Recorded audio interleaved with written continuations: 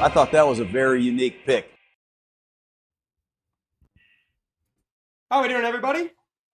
It is Tuesday, January 27th, the year of our Lord 2026, and welcome to the Picks Podcast. I'm your host, Matt. That's your other host, Kyle, and we've got a special guest with us today. Welcome to the show, friend of the show, Thomas Bate. Thomas, how you doing? Hello, everybody. Hey, doing all right. Excited to be here. So you've known Kyle for a very long time, who we just lost. Kyle, what's going on? What? Yeah, I was like, We literally just started, dude, and now I don't think they can now hear all I you. can see on my screen is just me. So now I feel like I'm talking to myself. Yeah, I don't even have your audio yet, bud. They can't hear it. He says he fixed it, but I'll believe it when I see it, and I believe it when the rest of everybody hears you. Literally 30 seconds into the show. This is our third to last show of the year. I can see Kyle again. Third to last show of the year. I can't see you. I can't see you on my end. Oh, I can't see you on the YouTube. I can't see you. I can't hear on you. the thing. Well, you should try harder. Let me see if I can do some QC real quick. See, the pro move for me was I got the Knicks game on in the background, so I can just look up whenever There you Kyle go. has technical There you go. issues. But you've known Kyle now for a while, right? Bate, as I'm trying to get Long time. fixed. Yeah, probably like. Honestly, probably Kyle. How long have I known you? Since 2017, maybe. Long time. He said since 2017. We still can't hear you, by the way. We're trying to get that fixed. I'm gonna try this. Let's see. Yeah, long time. Hey, there we go. All right, you're back. There we go, finally. So since 2017, you were saying. So Lehigh days, essentially. Yeah, Mhm. Lehigh days, exactly. College yeah. days, the alma mater. I heard the frat y'all were in doesn't even exist anymore. Is that true? Yeah, it's a tragic That's story terrible. that I actually don't know much about, but presumably a bunch of idiots took over. So Yeah. I believe, Kyle, the way you explained it to me was you guys left it in outstanding, great condition. Yeah. Literally Yes. 100 years running, you'll have it forever. And then Right. they were like, oh, we're going to be stupid idiots. And then no more frat. And essentially, that's what I heard. So. Yeah, and we don't put any blame on past leadership. You know, when I took over as president, we were gold accredited. It just went downhill from there, mainly because of other people. It had nothing to do with me. I blame the people. I chose poor people around me, like Aaron and Rock. It was a mistake, but we can only grow from these things and move on. So you would make a great politician, Bate. yeah, exactly. You'd make a great politician, man. Early All right, well, moving on here. We've got a lot of football to discuss. There was a lot of things that happened. It was Championship Sunday 2 days ago, and we now know who will be playing for Super Bowl 60. LX in Roman numerals. The New England You mean Patriots Super Bowl 49? Boo. and the Seattle Seahawks. I picked Los Angeles. I'm upset that they lost. It was a very, very close game. And I mean, we'll get into it once we start talking about the games and whatnot, but I'm upset that I missed because the Rams finally beat themselves. Like they finally definitively beat themselves, and this time it really, really mattered. And I was kind of torn on Seattle and LA like the whole week. And I think, Kyle, you would know this, like gun to my head, I told you Seattle was probably the better team. And I'm like, I'm dying on this Rams hill. I'm dying on it. And I died on it. So Yeah. I'm not surprised Seattle won. I've also wanted to see New England just beat the shit out of the Broncos. Because I've been calling the Broncos fraudulent all year. And I know, Bate, you as a Bills fan, that's probably not something you were even remotely considering, was rooting for the Patriots. Yeah. Never. But I got really frustrated during that game for a number of reasons. One, because my stream wasn't working, but I was just like the weather and just the announcing, and I don't know. That was like, I don't know about you guys, but that was one of the most like unfun championship games I think I've ever seen. Oh, it was a terrible That was game. pretty bad. And it was pretty also like, bad.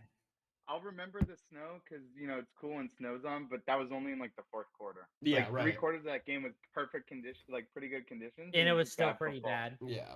Yeah, it was just bad football on both ends. It was I mean, pretty rough to Stidham, watch. So. I know, Me and too. yeah, Stidham. We'll get into it, but I was in favor of Stidham. I wasn't rooting. I didn't have any ill will against him, but did not work out for a number of reasons, which we'll get into.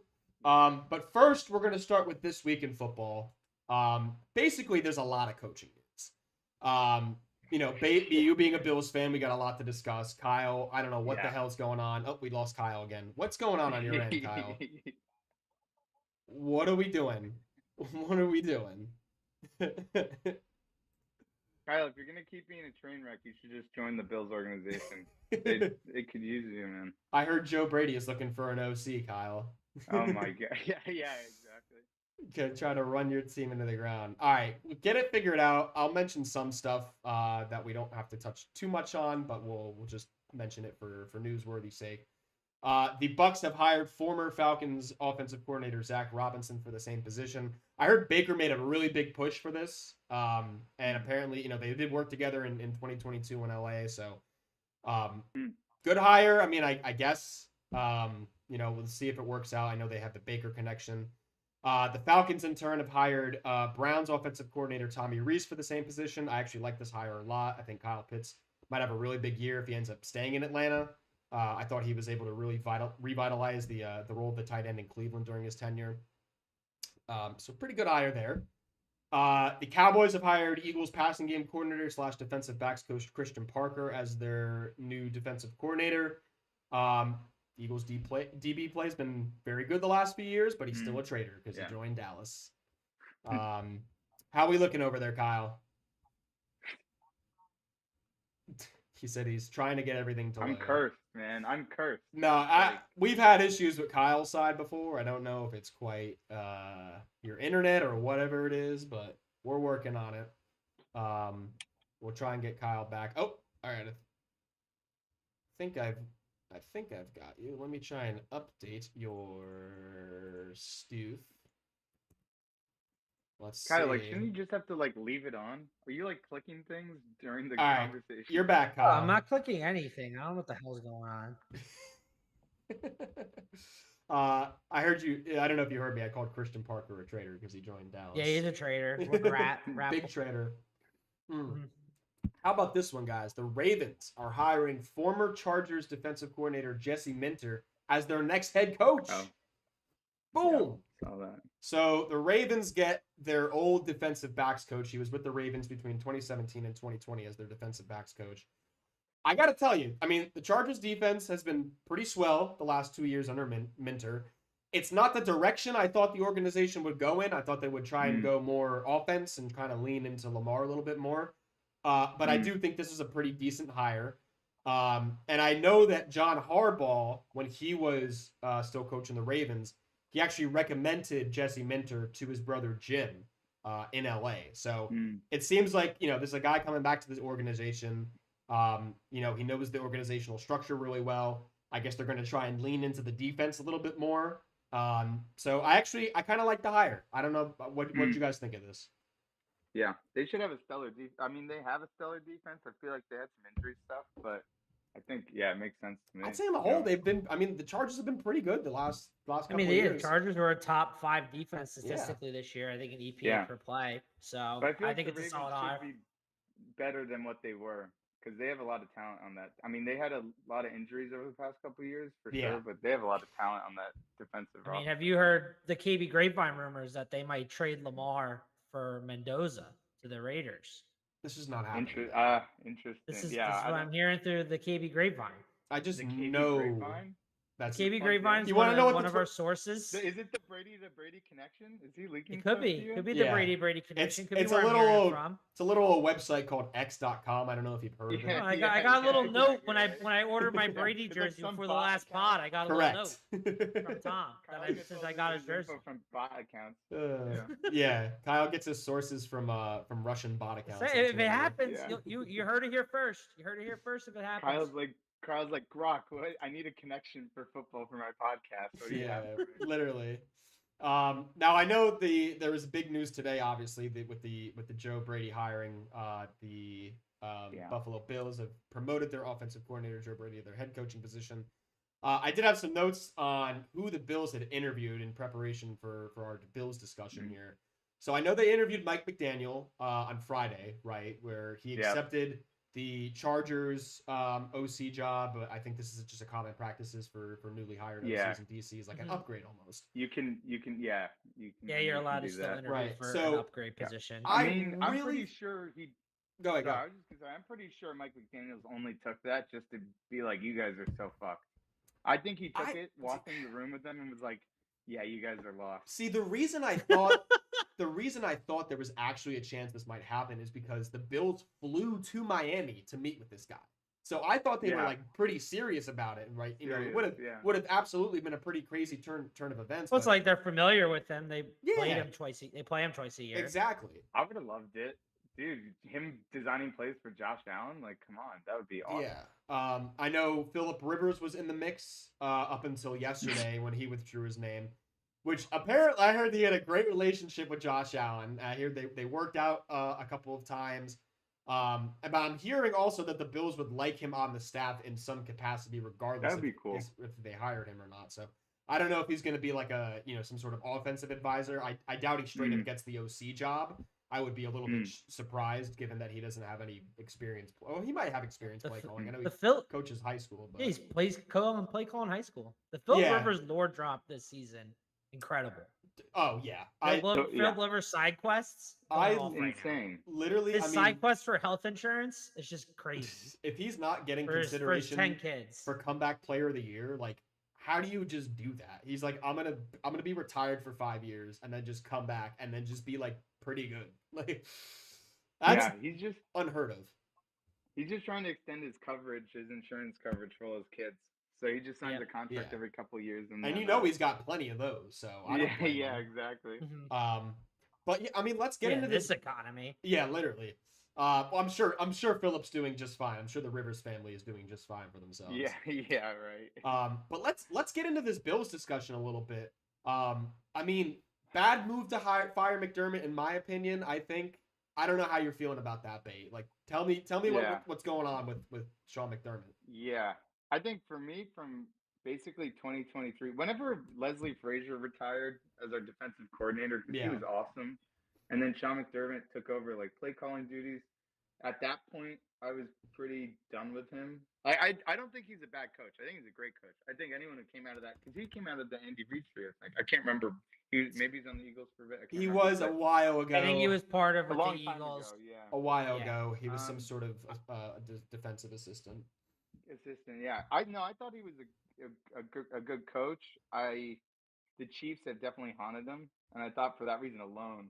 But I don't like a lot of his decision making at the end of games. He would do all this prevent defense and just drop everyone back and give up chunk yardages, and then we'd lose games. So I was a proponent for him being out probably in 2023 after the 13 seconds game. Yeah, exactly. Yeah. And then there was then we lost to the Chiefs last year in another brutal fashion.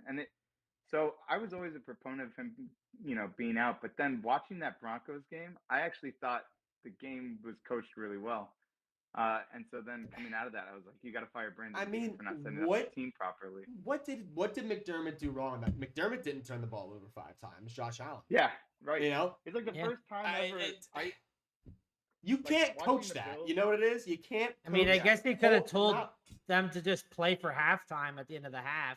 Yeah, right. Not give the Broncos 3 points. That's true. I don't know. You're not sure what the discussions were between Josh Allen and Sean McDermott before half. Because I mean, absolutely. I mean, you're holding the ball out like a loaf of bread. I mean, what do you expect to happen? That. He like pump fakes 20 yards down line of scrimmage. Sometimes it's frustrating to watch. That was the first time watching the Bills where I felt like it wasn't coaching that let us down, but individuals that let us down. And it's football. It happens. It's going to happen from time to time, but it was the first time I really felt like it wasn't a coaching issue, to be honest. I think with Brandon Beane, right, not getting fired, the general manager, I mean, he absolutely he's decimated this team, in my opinion, right? And I mean, I think you can just look back at like the last 3 draft classes, right? Like 2023, Kincaid is still probably not where you want him to be, right? Dorian Williams, the snap counts have decreased since 2025 compared to last year. Osiris Torres has been fine, but like nothing great, right? 24, Keon Coleman's been absolutely terrible. Hey, Right? that was Sean McDermott's decision. That's what the TV grapevine said. Yeah, all right. Sean McDermott's decision. All right, Brandon. It was the coaching staff. It was not Bean. That was crazy. I had never seen that by on your roster. Literally, a guy who's like he's not even going to be a free agent, and he's like, oh, this guy's absolutely going to be gone. No, he's going to be signed to next year. Like you can't trade him. He signed for the next 2 years. Yeah, and then they were like, you're right, and a 5th-year option. He was a rookie last year, so he signed it for. No, he was in the second round, so he doesn't have the 5th-year option, but he's still signed for 2 more years. 2 years. Yeah, and they kept him, and they still kept him. They're like, all right, that's a fine and dandy comment. So like he's been bad. Cole Bishop, I think he's so traded. Yeah, I like Cole Bishop. I like Bishop. I think Bishop has shown you some flashes. But then again, like Ray Davis is the second best player from this draft, and he's your backup running back, right? Yeah. Right. And then last year, right, Maxwell Harrison, I think he's been okay, but he's been injured at times. TJ Sanders, he's been okay. But like, who's the third rounder? Jackson, whatever his name is. He played like barely. I barely saw him this year, and that's your third round guy. And I gotta make this is the biggest I think indictment of Bean, in my opinion, is. Anybody drafted in round 4 or later has literally made 0 contributions to your team. 0. Yeah. Right? And it's like, I know, like I'm saying this as an Eagles fan because I feel like we're a bit spoiled, Kyle, in that regard, where we just have this GM who just, this guy came in the 7th round and he's going to be our starting safety. All right. Oh, he's a Pro Bowler? Right. Oh, cool. Like, so I feel like I'm a bit spoiled coming from that regard, but I mean, you got to hit on some of these picks, right? You got to at least have contributors. Yeah. Even if they're just like special teams or even if they're just special teams, you have to have some of these late round guys contributing in a meaningful way, and that just hasn't been the case. You know, like the best player over the last 3 years is Dalton Kincaid, and he's like a good tight end. Like good, that's it. Yeah, he's definitely not, and he was drafted in like what, the 1st or 2nd round. Like, it was first round pick. First round pick. Yeah, he was very highly touted coming out of Utah. I remember watching him in college, and I was like, damn, this guy's gonna be great. And he's been fine, but he's like, you know, it's a good tight end. Not Tyler Warren. Correct. And then again, you see guys like Tyler Warren and Colston Loveland like step up even more this year.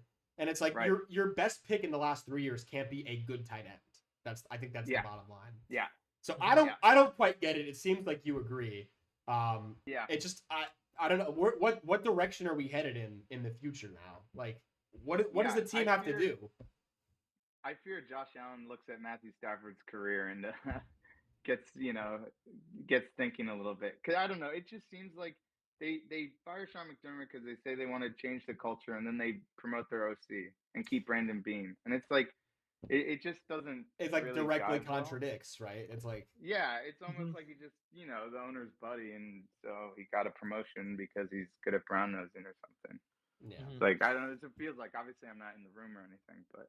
I mean, based on the whole press conference, which was a disaster, the Terry Pagula made it seem like he just he was talking with Josh Allen. Josh Allen was crying. He's like, "Don't worry, buddy. It was a catch. You're my best friend. I'm gonna fire the head coach now because you're crying." Yeah. It's just so it's so funny because he doesn't come out and speak a ton, and so you have Josh Allen, and everyone forgets how awful the ownership is, and then he does this press conference, and it's like, so, reporters asking, being like, what do you think went wrong? Why do you think you lost? Obviously talking about structure or more higher level issues. And he interjects the Brandon Beane and goes, "Oh, it was a catch or whatever." Anytime your owner starts talking about what's happening on the field, that's a huge concern for me.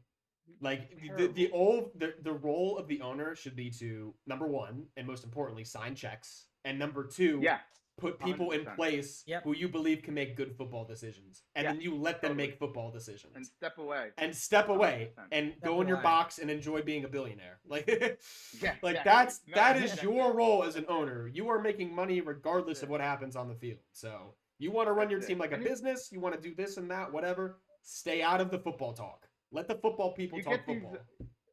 You get these owners like this too, where it's like, and people forget, like a couple years ago, when Buffalo was like, we can't really afford to finance your stadium. He was like, okay, we're going to move. He was like, we'll move to Texas. And he basically forced the Buffalo population to finance the stadium. It's like the little things that come out, and then obviously the press conference. Honestly, if it wasn't for Josh Allen, they probably would have moved. Yeah, probably. I wouldn't doubt. I think if it wasn't for Josh Allen, they would have moved. Totally. One more thing on the whole McDermott thing is another reason I didn't really agree with the firing was, I mean, really since we're talking like really since the end or the beginning of the 1990s after the four falls, you're really talking about like 30 years of just mediocrity. And then this guy comes along, you are a perennial contender year in and year out. And that's despite the obvious holes in the lineup that a lot of us can just sit on the couch and objectively be like, y'all should probably get a wide receiver one. Right. You know? Yeah. And you have a generational talent in Josh Allen. I don't think despite the poor play in the divisional round, I don't think anyone's going to sit here and tell you that he's the problem. So I really wanted to see, I know Kyle made a good point where it's like, oh, if you're tenured after a certain number of years, your odds of going to the Super Bowl are like very, very low. I don't really buy into all that. I think it's just happenstance, honestly. I don't put too much stock into it because you have guys that have been there forever that are just perennial contenders, and they're just there because they're good coaches. So I really would have liked to see Sean McDermott stay. I know that typically when you fire, like, I would have been a proponent of firing Brandon Beane, but like I know that typically when you axe the GM, you typically axe the coach too. You start anew. So for them to keep Brandon Beane but fire Sean McDermott, it doesn't make sense to me. I would have liked to see either both of them stay or both of them go. Yeah, I think if you fired him last year, where it's like, look, the Chiefs are a dynasty team and they're not going to go away anywhere with the young talent that they have. Like, you can't get over this hurdle when you play them for some reason. We have to move on. Right. I think that makes a little more sense. But then to fire him this year is where it's like really confusing, where they didn't play the Chiefs and I thought he coached well in the playoffs. And, if it wasn't for some mistakes, maybe you go further. But it just felt weird, the timing. But yeah, that's the only thing I'd say about the 10-year thing that Kyle had believes in or brought up. Right. Yeah, I think honestly both guys should have probably gone. I think at a certain point when you get so many heartbreaking losses in the playoffs and they all stack, it just kind of becomes like a bigger like monkey on your back. You need a fresh start. Yeah. And honestly, like you kind of feel in the locker room like Josh Allen was crying a lot after the game. And it's just kind of like it's like a boogeyman almost that you can't shake. Yeah. So I agree. I think it was time for a change. I would have liked to see both of them go, but I don't think it was necessarily a bad thing that McDermott was fired. But I do think that it's weird that then you bring Joe Brady back as your head coach. If that's what you're trying to do. I agree. Bizarre, yeah. It's like, doesn't make sense. You might as well just kept McDermott at that point. We got Ghost Miner 44 says hi. What's up, Ghost Miner? That's me. Oh, what are you doing in here, Kyle? That was me testing the chat. Oh my god. Ghost Miner 44. All right, now I know what Kyle's pseudo is on Twitter. Yeah, exactly. Now I know what Kyle's burner is. Yeah, I think it'll be interesting to see where the Bills go with their OC. Speaking of OC, Kyle, who the hell are the Eagles gonna get? Like, I'm starting to get a little bit concerned that nobody wants this job. I don't know what it is, right? So I'll go. They don't want to get egged, dude. The fans that egg the house destroy the Eagles franchise. If you're an OC, oh my gosh, why is this not like? Why are you not salivating at the mouth? It's a boomer bust. Don't. If you do well, don't you get listen. A head coach. I know what you're referring to. Your house. You're referring to the Rappaport report where he was like, "Oh." Is it not? Is that? I mean, I'm an Eagles fan. I'm saying that it's a boomer bust job. Yeah. There is so much room for boom though with this lineup. I just don't understand. So like they interviewed Bobby Slowick, who ended up in Miami. They interviewed Jim Bob Cooter, who I know his name is Jim Bob Cooter. That's about it. They interviewed Matt Nagy. Oh god. Yeah, I think it's gonna be Matt Nagy. Oh god, please no. Lord help. I really Lord think have mercy. it is. I'm gonna have to go to penance. I'm gonna have to go to penance, dude. They interviewed Charlie, or I don't even think they got to interview Charlie Wise at LSU, but he's like, "No, I'm staying with Lane Kiffin." He didn't even want the job. Declan Doyle, who they had plans to interview, he's staying in Chicago. He withdrew his name from the OC job. They interviewed Brian Dable, who chose the fucking Tennessee Titans today over the Philadelphia Eagles for reasons that I could not possibly begin to understand. He didn't want the job. Who's going to get this job? I don't know. I'm getting concerned. I don't want it. It's gonna, yeah. Can we at least interview like Nate Shieldhouse or like Alex Tanney or somebody with like, a ball knowledge? Like, please. What's Cliff Kingsbury doing? He was know. decent with Washington. He's in Singapore or something. I don't know. I think he's getting high with Aaron Rodgers. He's doing the ayahuasca thing. He's MIA, dude. I haven't heard a lick from him after the Commanders axed him. I haven't heard a lick, which is very surprising because I would have thought that his name would have been thrown around for a lot of offensive coordinating positions, but evidently not. So right now, there's only like two. Is there only 2 or 3 coach openings still left? I know there's Arizona. There's the Cardinals head coach. The Steelers got Mike McCarthy. The Steelers did get Mike. I guess we can talk about that for a little bit. So the Steelers got Mike McCarthy. I think that was yesterday. The Steelers went from having a Mike head coach that hasn't done anything since the Super Bowl in 2011. Oh, there's the Browns. And they got another Mike that hasn't done anything significant since the Super Bowl in 2011. Well, so look, former Cowboys and Packers head coaches, we all know, won Super Bowl 45 with Green Bay in 2011, 3 straight 12-win seasons with Dallas between 21 and 23. I think he's the type of guy that Pittsburgh was looking for, right? Because he's the type of guy that I could see being there for a while, which makes sense. I mean, the Steelers have had 4 coaches since 1969, which is just unfathomable. The Jets have had 4 coaches since 2020. What? You don't think he's going to be there a while? No, I'm saying the Steelers' MO was getting a young, promising defensive guy. They've always be there for like 20 years. McCarthy's 60. At best case scenario, you get McCarthy for 10 years. Well, you don't have a large sample size, right? Because Tomlin was a first-time head coach, and he didn't have a ton of experience. Obviously, McCarthy has a ton of experience coming into the job. Yeah, that's what I'm saying. This doesn't seem like a Steelers hire. Yeah, but we don't have a large... Cowher, Tomlin were all like young, up-and-coming guys, and now you're hiring Mike McCarthy, who's basically offensive Mike Tomlin. Yeah. I mean, I guess. Mike McCarthy, I don't know. He won that Super Bowl, I guess, once. I think it's with Aaron Rodgers.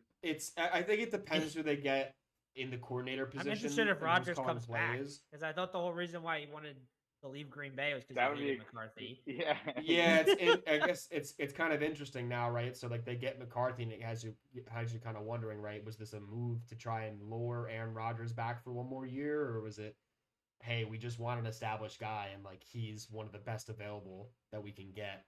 So I think the jury's still out. I don't think he should be calling plays. I think we all saw how that turned out, especially towards the end in Dallas, where it was like he called a really good first quarter, and then all of a sudden he's like, "We're gonna do a double reverse to CeeDee Lamb, on a oneer to like Ryan Flanoy," and it's like, okay, we just got sacked for 20 yards. Play calling, the head coaching play calling is always too much. Like focus on managing the game. I feel like calling plays and being a head coach at the same time is always that's just a sign of disaster. I think there are certain scenarios where it can work. I would just think in this scenario they probably try and bring someone else in to call plays. Because I didn't really hate the play design when McCarthy was in Dallas. I actually thought it worked well with the roster they had. Right, they had at that time they had a really dominant offensive line. They had a really established running game, which historically the Steelers have loved to have, at least 2 guys in the backfield at all times that can run the ball at least 10 plus times a game. I think the biggest question mark is obviously the quarterback, right? What's going to happen there? Who's the guy they got? It's Will Howard, right? From Ohio State. I would love to see him start next year. I think everybody's going to... Ohio State quarterbers are pretty bad. I understand. I get bad track history. I get there's a bad track record with Ohio State quarterbacks, but we thought there was a turning of the stone, and then CJ Stroud's bad. Also, fuck Ohio State, or sorry, the Ohio State, I guess is what we're supposed to say. Yeah. But. So I think the jury's still out. I'll tell you one hire I really did like was I think I mentioned it, Bobby Slowick for in Miami. He's the offensive coordinator, which is another guy I think the Eagles were trying to get, and they did not. So crazy to me. I think that's going to be a good pairing with him and Jeff Hafley. He was previously the senior passing game coordinator for the Dolphins, so I think it makes sense. Titans got Brian Dable. I mentioned that.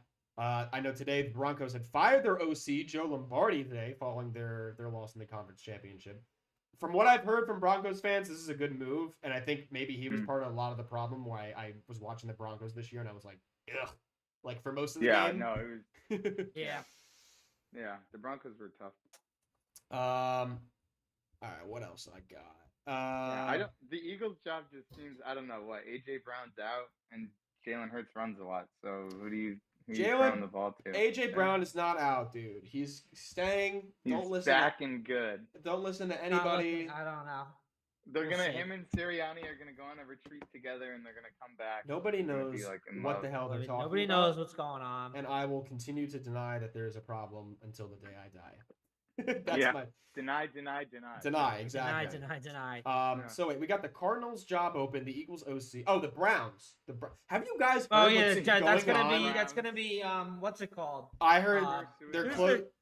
Jim Schwartz. No, I heard it's gonna be he's the only one that wants the job. Well, I heard the reason why nobody's Grant taking Udinski. it is because they're saying they have to have Jim Schwartz as the coordinator.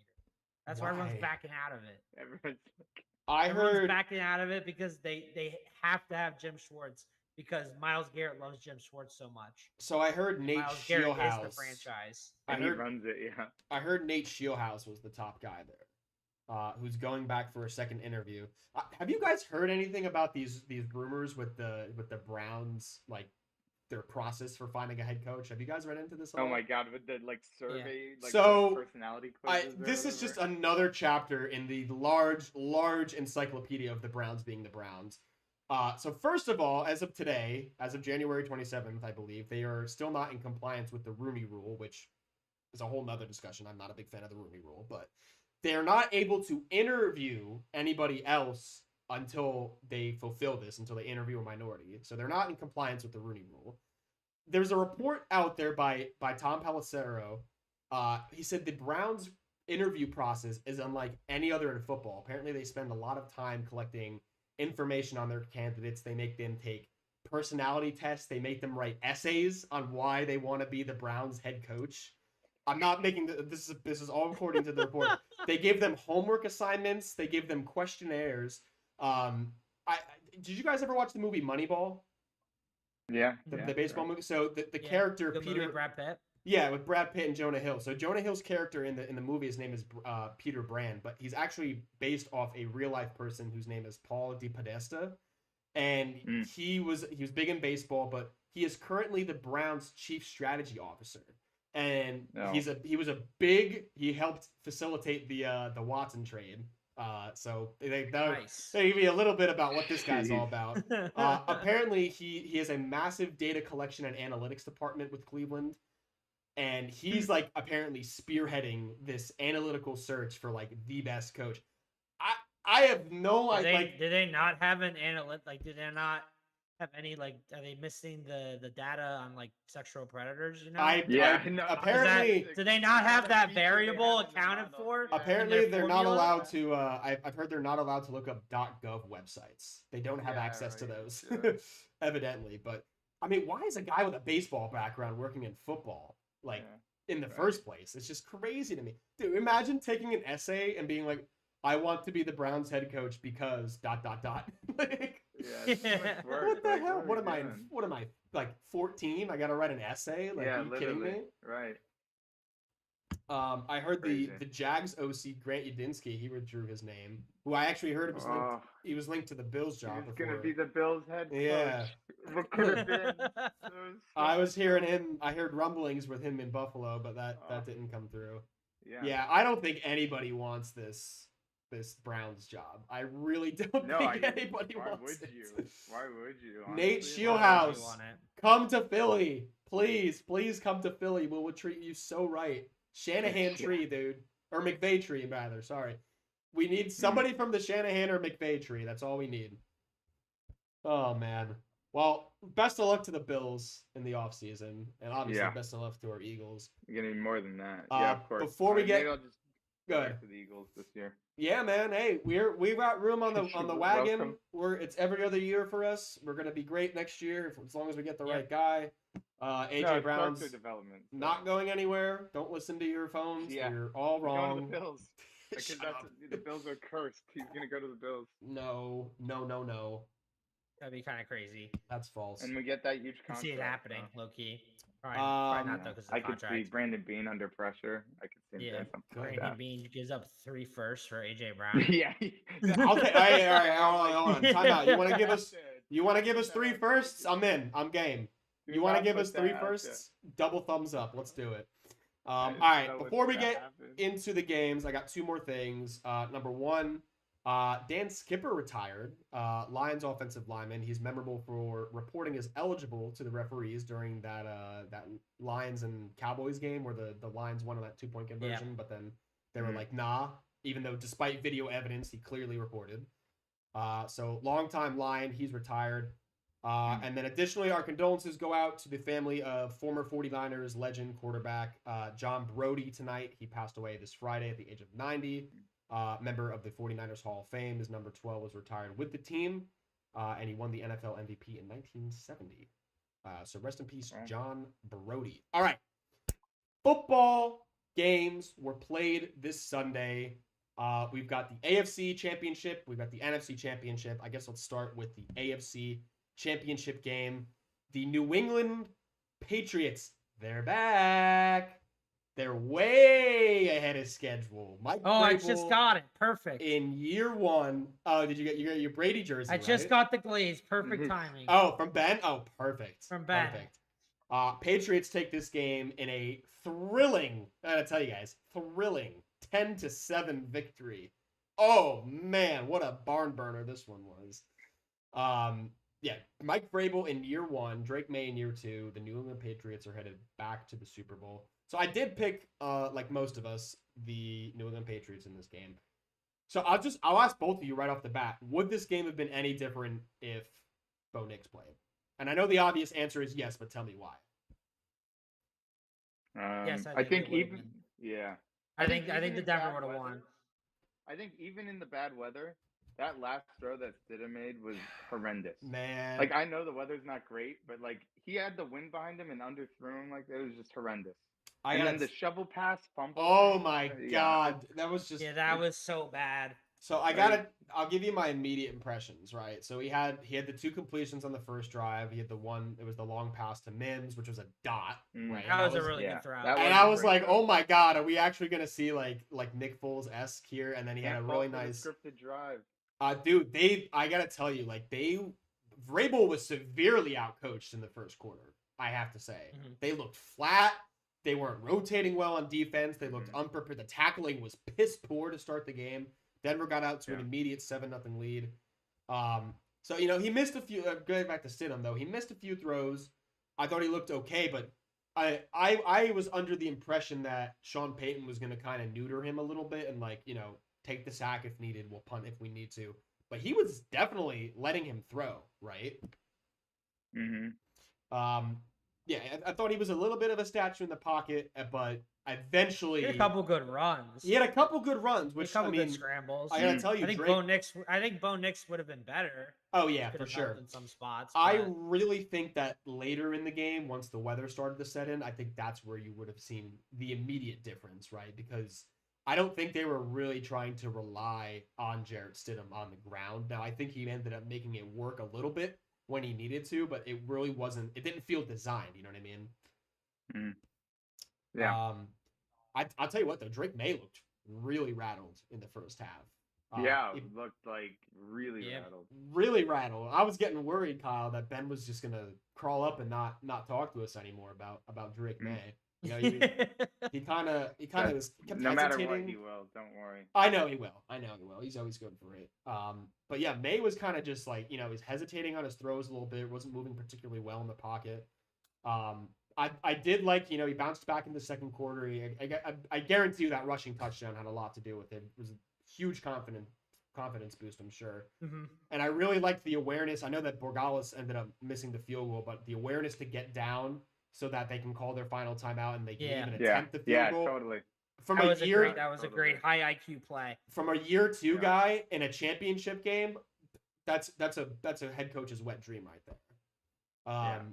But yeah, I mean Stidham. I think Stidham really regressed hard in the second quarter. Let's talk about this fumble 6, right? because this kind of changed the whole game in my opinion. It was pretty bad.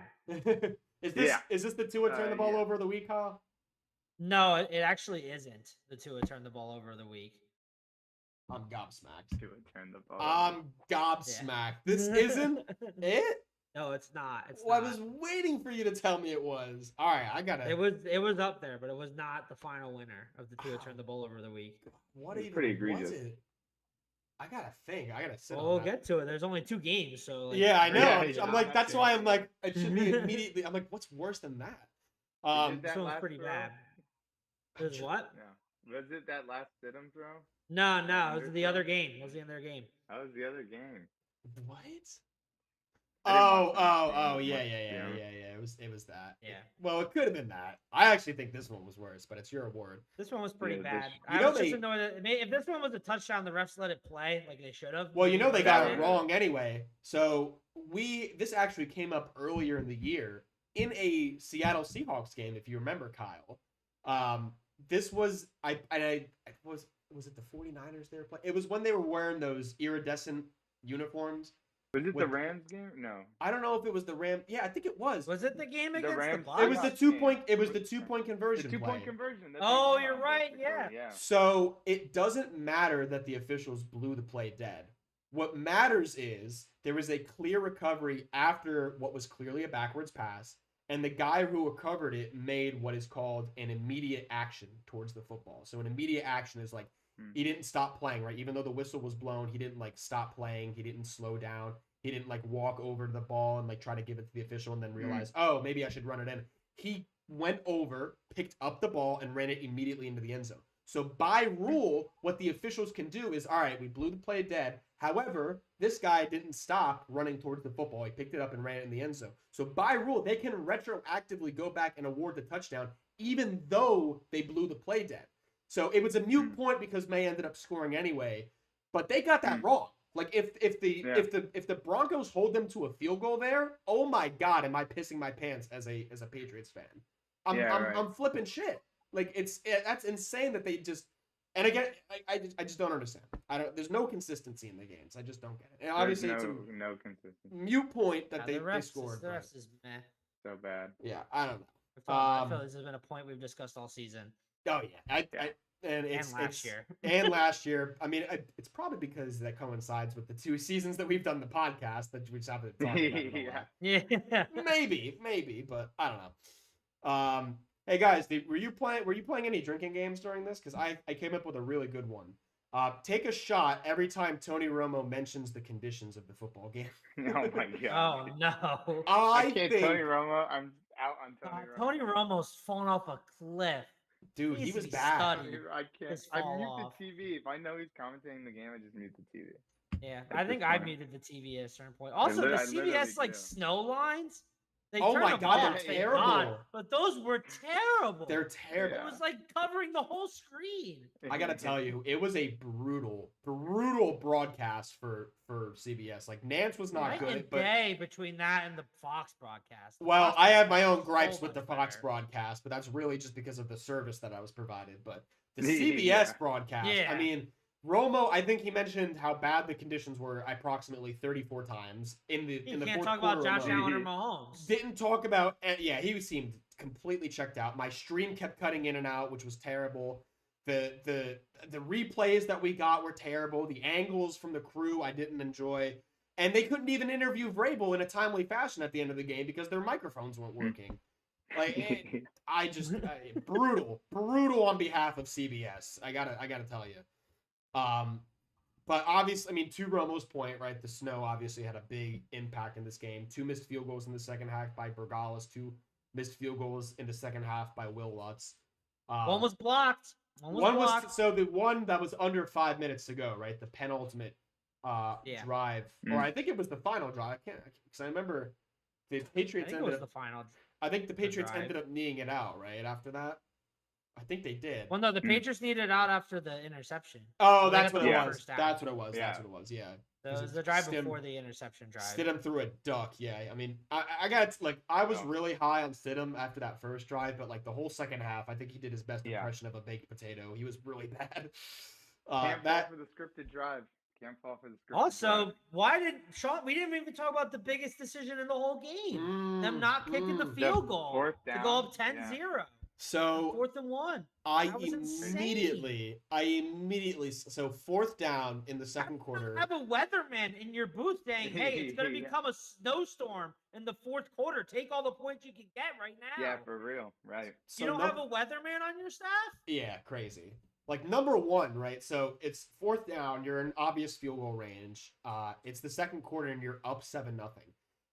First of all, you're going up 2 possessions. So right there, that's your answer. Right. You need to go up 2 possessions. That's just how my brain operates. So that's number 1. But then number 2, to Kyle's point, it's like, hey, we got snow in about an hour, and it's about to be really bad. And also, we're in Denver, which is like 5,000 feet above sea level, and like we're prone to snowstorms. Like, I don't get it. So, it's one of those things where it's like, oh well, in retrospect, you could say it was obviously the right decision since you ended up losing by 3. No. This is a decision you make 10 out of 10 times is to kick the points. Yeah. Absolutely. Yeah. And that very much so ended up impacting the game because they lost by 3, and you had opportunities to make point, but let's missed from 54 before the end of the half. And then I know blocked. You think the Broncos would know how valuable field goals are after that Bills game? Yeah, literally. Field goal. Oh my goodness.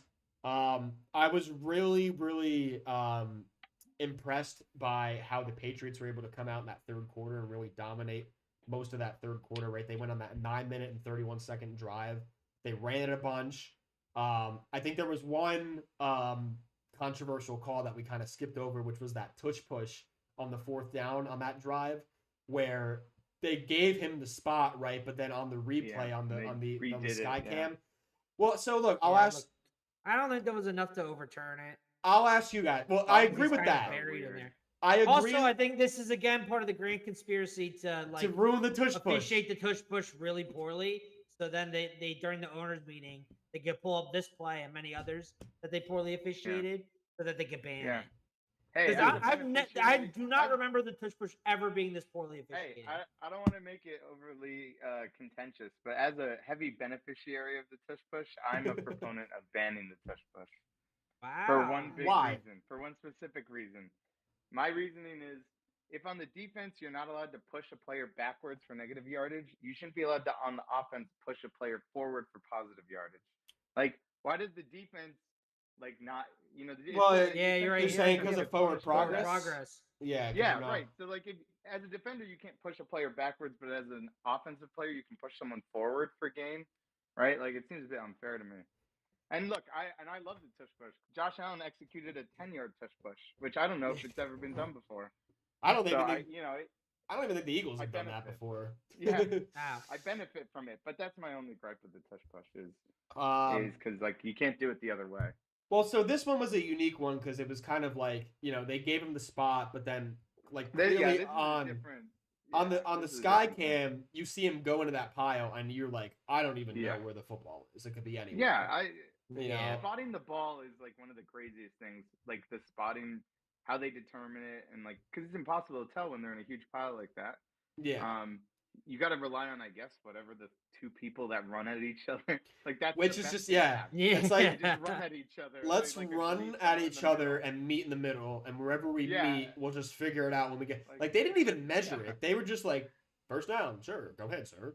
Yeah. No, and Gene Steratore even came on and was like, oh, they definitely should have measured that. One of the biggest things for me is why can we pay a guy, right, on a national broadcast to help explain to the audience what's going on with the rule books? But then also that same guy comes on and was like, yeah, they didn't do their job right. Why? Yeah. Don't tell us. Tell them. Yeah, go go talk to your boys. They're letting America down right now. And they don't ever show any of the decisioning process, the replays that they're looking at, or even announce it. Sometimes they just move on. I'll tell you what, the XFL and the USFL, they're way ahead of that. They were with the drones. I don't know if you could do drones in the NFL, but they had drones. The referees were always mic'd up in the XFL. You saw the decision-making process. the sky camera, they had a ref watching it in real time. Like that's the biggest thing I've been a proponent of. Yeah. Is just put a ref behind the sky camera and be like, yo, radio down. But Kyle, I think you mentioned it, right? Yeah. Apparently they hate each other, like New York and the Yeah, refs on the virtual field. replay guys and the rest of the fields that hate each other. Big beef going on. To be fair, the New York guys, like, the problem is it's like if the New York guys kind of undermine the job of the people on the field a little bit. Not like I don't think they're like purposely, but their job's to like check on them, right? It's like a performance. It's like your review boss almost. live. Yeah, right. So it's like your boss checking in if you're live on Teams. You know? Yeah, I could see where the distaste comes from, but it's annoying because it should be, we understand that Be unified to do front. replays. Yeah. Like, well, I think there's we should two be held schools of accountable. thought, right? There's two schools of thought. It's either do you want to give the benefit of the doubt to the guys who are actually there on the field, or do you want to use the guys who are using all the technology, like the cameras, the laser, infrared? We have the exact location, GPS coordinates of the football.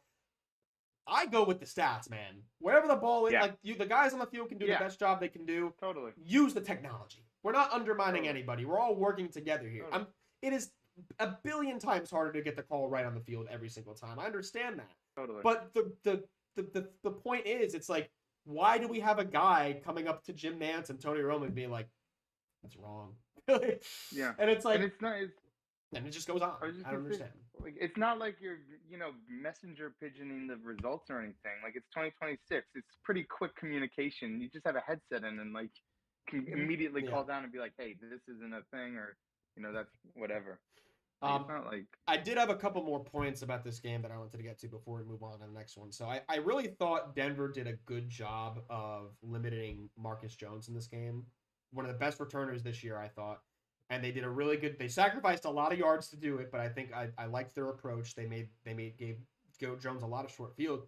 But if you remember, Kyle, last week when we were talking about this game, I said one of the big issues that I'm going to have in picking Denver in this game, regardless of as a quarterback, is if they can't run the football. And again, they did not run the football. And I think Bate, you saw this against Buffalo, where they just the inability to move the ball on the ground with your running backs severely cost you. Yeah.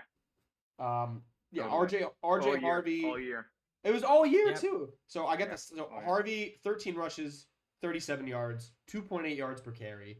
McLaughlin 4 carries, 11 yards, 2.8 yards per carry. Tyler Bade 1 rush, 4 yards. And then you got a couple of other I don't know even. Was Stidham the leading rusher for them? I think he might have been 16. Jared Stidham was not their lead rusher. He had 4 carries for 23 yards though, so he had by far the best average. It's a good low run. Yeah. Ramondre Stevenson was the leading rusher in this game, whose yards I took, and we cashed on that, which was awesome. Drake May had 10 rushes for 65 yards on the ground. I mean, not a lot of offense. He was great on the leg. Horrible in the air, but great on the leg. Not a lot of offense in this game. Total yards, 206 for the Patriots, 181 for the Broncos. So less than 310 yards in the entire game, which is just kind of crazy. Or 300, less than 400 yards, which is not a lot in today's NFL. How about Drake May's stat line? You're going to laugh at this, Kyle. 10 of 21, 86 yards. He was sacked 5 times. He did have the rushing touchdown. What did Ben Murphy have to say about Drake May? Here we got Drake May Glaze coming right up. Drake May Glaze. The Drake May Glaze segment by Ben Murphy. I can't glaze this defense enough, KB. Huge performance all playoffs long. Big stop on 4th down in the first half. Totally shut down the Broncos offense in the second. Drake had a rough first half, but everything he needed to do in the second half to win that game. Great opening drive to get the game-winning score. Quick drive at the end of the third to set up another final field goal opportunity before the field field switched. They had to drive into the wind. Took care of the football all night and made some big plays with his legs. Now he has the opportunity to become the youngest quarterback ever to win the Super Bowl. Stafford can have the MVP this year. We want the big one. Go Pats. That's better than anything he's given us all year. I gotta say, that's his best. Yeah. That's his best statement. He clearly ripped that from ChatGPT. That wind direction comment. Yeah, it better not making that wind direction comment. Oh man. Hey, I'm happy for Ben. At the end of the day, I'm happy for Ben. Good for his Patriots. It's a great win. I know it was an ugly win, but He really had to you suffer for 7 years or 5 Oh, years. I know. Guess. Yeah, Yeah, man. I exactly. know. That was a Quite suffering. long 7 years after the 6 The second rings. graders in New England can finally see their team in a Super Bowl. Yeah, crazy. Yeah. So the Patriots are on to Super Bowl 60, and they will be playing the Seattle Seahawks, who took care of business and what was actually, in my opinion, a football game. I was so happy that we actually had a football game after what I thought was supposed to be a football game. Ben has some comments to make. Apparently, suddenly he's. Oh, is he here? He's in the live chat. He's commenting in the live chat. Ben suddenly feels like a Said, big I man. made the wind direction comment because it's all Roma would talk about. He's Which not is fair. wrong. That's It's totally true. You're not That is wrong. true. That's completely accurate.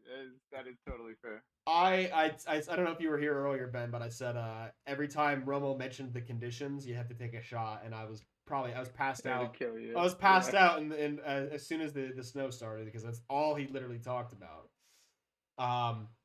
But the what was I saying? Oh, the Rams and Seahawks, the NFC Championship game. The Seattle Seahawks win by a score of 31-27. Epic fashion. Sam Darnold, I gotta tell you guys, Sam Darnold is in the midst of one of the greatest turnaround stories in NFL history, in my opinion. This is just absolutely insane with the Geekbus, Kyle. Remember the Geekbus from last? Yeah, he's still the Geepus. The Geekbus. When did he stop being Geepus? If anything, he cemented that he's I don't think he Geepus. stopped at all. Yeah.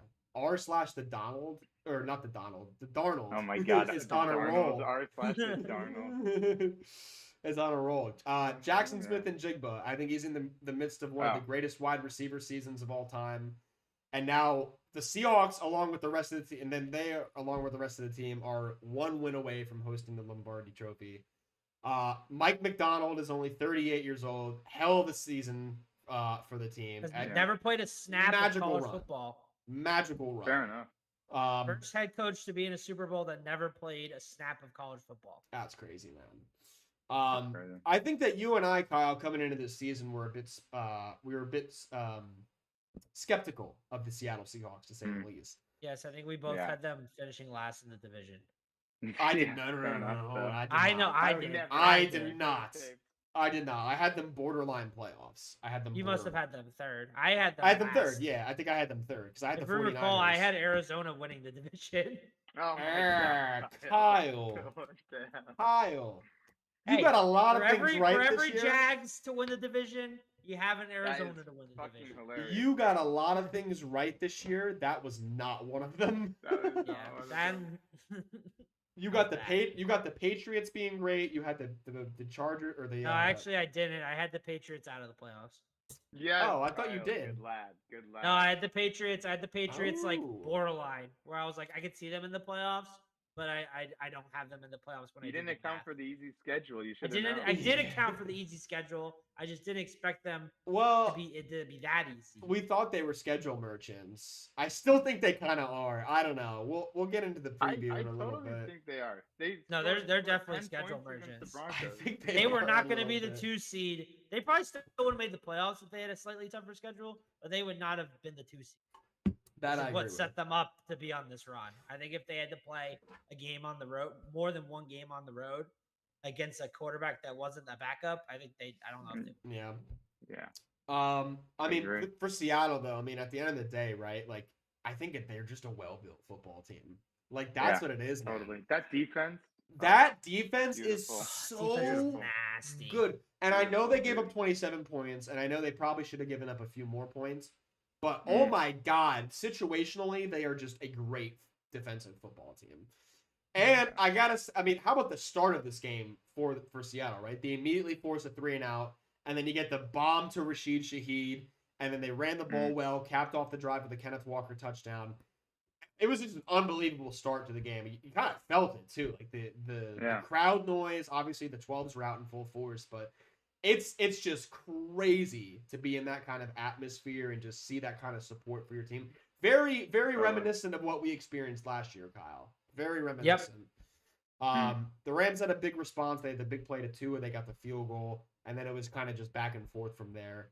I mean, good things the Seahawks did in this game. They did a lot of good things in this game, but I got to give props to Kenneth Walker. I mean, he looked phenomenal in this game. I think there were a lot of questions, right, whether he could carry the team with Zach Charbonnet out. He's gonna get a lot of money in free agency. Oh yes, he's gonna get a bag in free agent.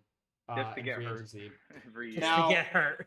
I know he kind of slowed down in the second half. I think that was a consequence of just kind of how the game flow was. I think they figured out, hey, we can actually throw the ball on this team today. So they kind of just transitioned to that a little bit. Finished with 19 rushes for 62 yards and the touchdown. So only 3.3 yards per carry. But early on, I think he made his presence known. And I wanted to give that a shout out because he was in a really tough position to, asking him to carry the ball 20 times, especially with the injury history. I think, Bate, you mentioned that. He was running with authority. He was light on his feet when he needed to. Made a lot of good jump cuts. So big shout out to Kenneth Walker. I know the Rams ended up taking the lead in this game, 13-10. And that was just a beautiful play. You guys remember this? They came out in the 2x2. They motioned to free Adams up. And they did like this double drag to the right. And then they brought Adams in on a slant. And then Kyren was just free because everybody was just completely like flocked to the middle of the field. That was like, I mean, oh my gosh, that was just if the Eagles had Sean McVay. Oh my god, they'd be so good. Or even Clint Kubiak. Or if anybody, JSN touchdown when he had JSN on like a scissor route, the backfield. He was wide open for a touchdown. Yeah. Oh my gosh, I know. That was a sick play call. I mean, how great is JSN? How great is JSN? Like human highlight. I mean, what was it? He had 7 catches for 115 yards and a touchdown in the first half alone. I think he ended up with 10 catches. He had 10 catches and like 150 yards. 153 yards in the touchdown. So not as big, but he was. The catches he had in the second half were big. He had the one-handed catch in the first half. He had that beautiful route running the stick and knot before halftime for the touchdown. And I think that was really where the Seahawks kind of won this football game, right? And I know that you had, and we'll get to this in just a second, Kyle. I know you're itching for it, but I think the biggest. The ball I know you're itching for it. We're going to talk about it. Oh yes. I think the biggest swing of momentum in this game for me was definitely at the end of the half, right? The Rams kind of had a drive cooking. They were forced to punt.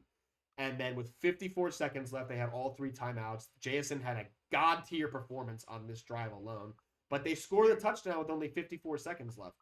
And they get the ball first. Now, I know that they ended up punting in the third quarter to start the third quarter, but they got the ball first to start the second half, too, which I feel is like, if you're going to the half, if you're going to the locker room as a Rams player, that's kind of demoralizing, wouldn't you say? Like, I would have been like, damn, we played them so close, we played them so well, and they're still winning, and they got the ball first. Like, damn, you know. But they did, like I said, they got the punt to start the third quarter, and then, on that punt, Kyle, just kind of walk us through it. Tell us what happened. On that punt, we go with Xavier Smith, who bobbled a punt earlier in the game. If you remember, he luckily was able to bounce it. Yeah. He probably got an earful from the coach. And he does an even worse bobble on this one. It's recovered by Seattle. And this basically kind of gave Seattle a free touchdown right after this. Yep. Put the Rams behind. And I think this is the Tua turned the ball over the week. Because he basically fumbles the ball. Somehow doesn't, he's like, oh, I got to catch it better this time. And then he fumbles it even worse. And then he's taken out of the game for punt returns. They put Kyren Williams in the game for the rest of the game because they don't trust him that much. Which Kyren did. Man lost his job during the game. The thing is, it's like Kyren did exceptionally well. Like, why was he not back there to begin with after the bobble? Yeah. Like, this is a must-win football. If you feel like even the slightest bit that your guy can't get it done, I'm pulling it. I'm sorry. I'm putting sure hands Kyren back there. And like Kyle said, like the very next play was a touchdown to Jake Bobo. Which apparently everybody forgot Jake Bobo was a thing. He's been on the team for like a while. A while. He only had like 5 catches. They mentioned it. I think that was his 5th catch of the year. He's like, oh, they only had 4 catches the entire game. I'm like, he's been there for like 5 years. Yeah, Like he's not a new been there for player. a while. Yeah. Like come on, guys. You love Bobo. So they took a 24. The Seahawks did took a 24-13 lead at this point. And then after that, it was just, I think it was 4 straight touchdowns following that Jake Bobo. So it was the Rams answered with the Devontae touchdown. Then Seattle scored Cooper Kupp against his former team, and then you had another costly penalty for Seattle, the Tariq Woolen going over to the Rams bench. What did you guys think about that? Because I think, Kyle, you knew that I would have an opinion on this, but I want your guys' opinion on this. Do you think this should have been a penalty? Yes. With Kyle. You're in agreement. Yeah, I'm thoughts on the coach. Kyle, I'll follow you to the end of the earth. I'm totally in agreement. I'm totally in agreement. I know you're no, you are in agreement. Yes, I thought you'd be like no. So I think the fact that he went out of his way to go over to the Rams bench and then starts yapping right in front of the official, who's literally standing right. He's literally zebra. Yeah, he walked right. Literally walked right in front of. Like, no sense. Are you kidding me? Like I honestly thought that was the moment that I thought Seattle might lose the game, and I was like, "That's." What well, I did too, because the very next play it was the Puka touchdown. So like you had two costly mistakes by each team, and the immediately following the next play on each was a touchdown, right? Mm-hmm. And I think, I get where people are coming from, because it's like, oh, you can go into the end zone and do a choreographed dance with like 5 of your teammates, and like. You can literally strip on the freaking Chiron if you want. Like, I don't know. You can do whatever, right? You can do the cha-cha shuffle, but you can't go over there and talk. You can't wipe your nose. I allowed to wipe your nose. I agree that the penalties and the officiating is wildly inconsistent, and I think that's been a problem for a very long time. But you can't just go over to the other bench and start yapping, especially in front of the official. So think of the children. Think it was definitely warranted. Yeah, people have no sense. So yeah, I think this was a big momentum swing in the game. So this made it 31-27, which ended up being the final score. The Rams ended up getting the ball back at some point in the fourth quarter, right? And you had 3rd and 1. You had 3rd and 1 inside the red zone, right? I think they were inside. What, they were like at the 7 or something, the 6-yard line, something like that. They were within 10, I think. I know they were throwing the ball well. But they were also running the ball pretty well. Like, why are you not handing the even? I know they were mixing Corum in a lot more than I thought was going to be the case. You're not running the ball once there. I don't know, man. Like, I mean, you had the shovel pass to Puka on the same drive after the running back screen didn't work, and then he tried to run it again. I don't know. I'm handing the ball off twice. I'm just getting the ball in. I'm taking as much. I mean, also, you got to think situationally, right, too. Like, I know that the Rams ended up getting the ball back, and I know that their defense wasn't able to, give them enough time to actually put together a drive at the end. But, at the same time. I think that's McVay's fault. I think the way he played his timeouts was terrible. That's what I'm saying. Terrible end-of-game management by McVay. I think that Why do you not challenge on that one play right away? Because that technically counts as a timeout. Might as well have done that. Yeah, so what? Instead, you throw a timeout, and then you can't challenge it, because if you don't win it, you lost 2 timeouts. Right. Also, why are you throwing a timeout at like the 3:30 mark? Yeah, remind me what was going on with that, because I remember that being a thing where McVay was kind of hesitant to challenge it. So it was like a first down they called from Cooper Kupp, which in my opinion I think was a first down. Oh, I remember this play. Right. Okay. But anyway, they instead of throwing the challenge right away, because it was debatable, McVay calls a timeout, and then he's thinking about throwing the challenge. But at that point, you can't throw the challenge, because if God forbid you don't get it, then you lose your last time out, and you're cooked at that point. So you might as well if you had just thrown the challenge right away, that basically acts as a timeout. Yeah, right. So that was a huge, and you kind of saw this last week from McVay, right? In the Bears game, some questionable decisions. I know at the end of the Bears game, right before. I mean, look, I know it was literally a miracle that the ball even scored in the first place, but it's you're playing to punt at the end of the game, and then you have 13 seconds and 2 timeouts, and you're not even trying to move the football into field goal range. So that's last week. And then this week, Kyle, I totally agree. You're literally Like, if you want to call timeout, just call timeout with the challenge flag. And you get both. You get them to look at the play, and you get to stop the clock all on the same time. Right. Which, yeah. I also don't get why they called the timeout at the 3:20 mark. You might as well let it run a little bit, and then potentially you potentially might save a timeout for when your offense gets on the. Yeah. Just game management. It's just bad ending game management by McVay. At the end of the day, it was also a great stop by Seattle. I know that we got to give Seattle their roses too. They made the stops when they needed to make the stops, and they ended up coming out on top. As I said, I did pick the Rams in this one, so I was at the end. I was like, oh my god, here we go. We're gonna get Rams pulling it out at the end, and unfortunately for me, it didn't end up happening. Seattle was able to take over. They didn't give Los Angeles enough time. To make an actual drive at the end of the game. And the game manager, Sam, plays for moments like that. You got to run the clock out, and, you got to get the win. He plays for moments like this, And there was also, I know there was the costly DPI penalty by Kobe Durant against Cooper Kupp. It was, which I thought it was very, very gutsy to even throw the ball in that situation, right? Which I was kind of scratching my head at. I'm like, you got to burn their timeouts. You should probably do that.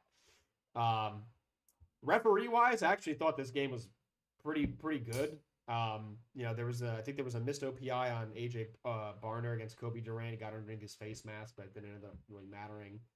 I think there was a missed face mask against Seattle instead of extending the drive. The Rams were forced to settle for 3. I think that was probably the most costly penalty. I think that made it 10-6 in the second quarter. So overall, from the refs, pretty good. I think one thing I can take away from this game, though, is that this solidified Matthew Stafford as the MVP over Drake May. I don't know how you guys feel about that, but I think I've always felt he was. I think it's very clear at this point that Stafford's but he lost though. Yeah. Okay, Kyle. No. Stafford's gonna win MVP. I think it's gonna be Staff. I don't even know if you can bet on it at this point. The votes have already been cast. So you can't. Yeah, you can't. If a book lets you bet on it, they're just trying to steal your money. You look at the stat line over the year. It's like they pretty much had the same yards, they had exactly the same interceptions. Stafford threw like almost 10 more touchdowns, and then you look at the teams that they played, and it's just a totally different. Yeah. Granted, I think Stafford has better receivers and all that, but I mean, it's no question in my mind. Yeah, I'm taking. I think the biggest knock on Stafford is he didn't win the. True. The biggest knock on Stafford is he technically didn't win his division, which that's not really a good case.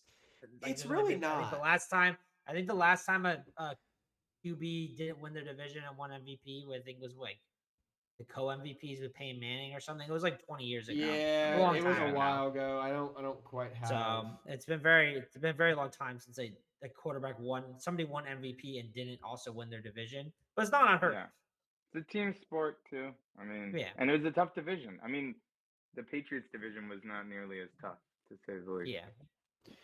Yeah, I agree. I gotta tell you, I thought long and hard about this, and we'll get into previewing the game, I guess. So Super Bowl 60, right? February. Santa Clara. February 8th, Sunday, February 8th in Santa Clara. Seahawks winning in San Francisco would be awesome. Yeah, that would be not for San Francisco. That would be great for them. So it's Sunday, February 8th, 6:30. Seahawks are getting 4.5. It's a West Coast game. Patriots got to go East to West Coast. So it opened at 5. So it opened at 5, so it's already moved a little bit. I tend to agree with this line, and I do think that Seattle will cover. Now, I'm not saying it'll be a blowout, right? I just believe that Seattle is more, how should I put this? They are more ready for this football game than New England is. It just feels that way, right? I'm not really going on any particular thing, but for me, it kind of just feels like Seattle is in a better position at this point in time to really win this game. I think they were a better constructed team top to bottom. I think they have the better defense. I think they have the better run game. I think that the Patriots have the better quarterback. I'm not going to knock Sam Darnold any more than I have this year because, as Kyle knows, the weakness. Yeah. But I don't know. How do you guys? Because I'm thinking like 31-23 Seattle, something like that. I would love a shootout. Something like Yeah. I that. think You know, it's just like I know different teams, different situations, but Sam Darnold's track record against the Pats are a little terrifying. The ghosts may come back. The but ghosts he's are been there. The excellent. you're ghosts will not be wrong back. about that. You're not wrong about But that. Drake May had issues against the Broncos defense, and I think the Seahawks have not a lot better. The Broncos have an incredible defense, but I think the Seahawks have a slightly better defense. So I don't see it. So the thing is, I think the Seahawks have a much better secondary. I think they have a better secondary than Denver.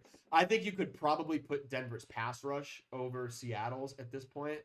That's not a knock on DeMarcus Lawrence or anybody else up front, but like the secondary for like Tariq Woolen, Nicky Manmori, like Ernest Patrick Jones. Surtain? Yeah, Patrick. But dude, that's Patrick Surtain slander. It's what? Pat Surtain and Pat Surtain and Pat Surtain. Like, who's their other guy? Riley Moss. Like, Riley Moss, extremely polarizing. Pat Surtain is great. What do you mean? He's great. I'm not gonna not, but I'm just saying. Really good.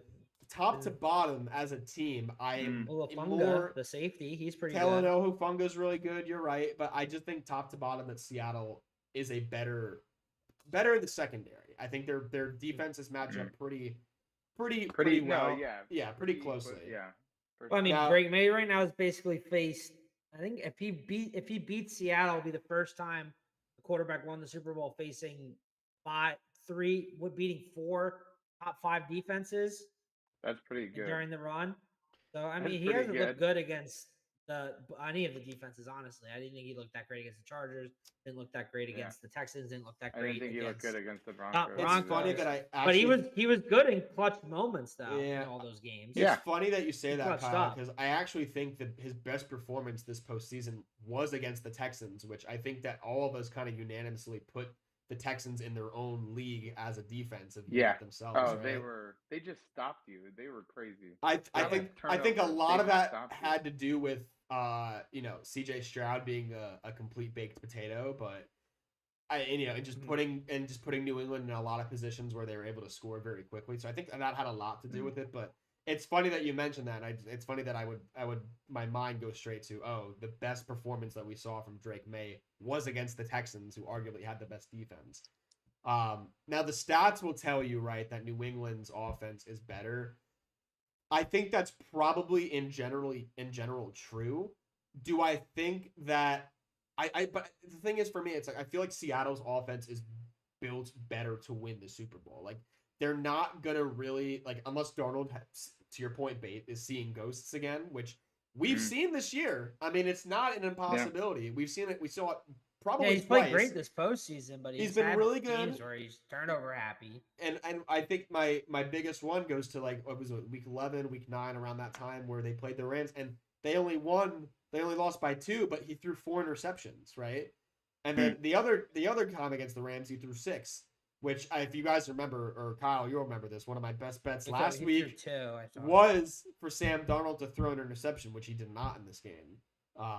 He played a clean game against the Rams in the championship game. So, but I mean, I'm not going to knock New England's defense. I think they have a very good defense. No, they have a great defense. Yeah, they're able to get after the quarterback. I think they've had a really solid secondary with Christian Gonzalez leading the way. Gonzalez is incredible. Yeah. They're a really, really good defense. So I could see it. I think there are going to be a decent amount of points scored in this game. The over-under in this game is 45.5.